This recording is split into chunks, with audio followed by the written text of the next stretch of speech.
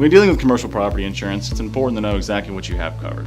So your building is going to be covered. Your contents are going to be covered. By that I mean any equipment that you use in your business, any furniture that you have inside of your storage. Flood is usually not covered under commercial property exposures. So you'd have to purchase a flood policy in order to be insured for that loss. A commercial property policy just wouldn't cover it. So it's just kind of important to realize exactly what you have covered and make sure that any of those holes that you have are filled in. In order to help decrease your property rate, one thing that you can do is make sure that your agent is familiar with all the property updates that you've done to the building.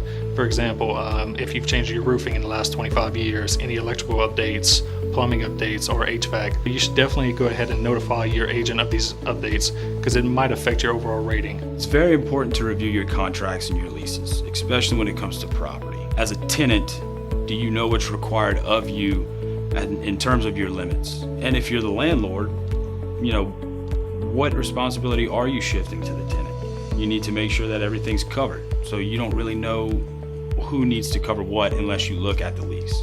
Knowing your deductible amounts and when they apply is very important in any property insurance policy or any insurance policy in general. For instance, see if you have a named storm or a wind and hail deductible. Oftentimes that's going to be a percentage of the valuation, or it could be a flat number that'll be a bit higher than any other peril. Any other peril could have a flat deductible, could have no deductible. It kind of just depends on the situation. On a standard property policy, there's two types of valuations that an insured can choose from. There's actual cash value and replacement cost value. Now, replacement cost value is the cost that it would take to replace the building with the same like, kind, and quality. Actual cash value is the value of the building minus depreciation. So when you're thinking about how you want to protect your investments, your property, a lot of people only think, well, I just want to get my money back for what I paid.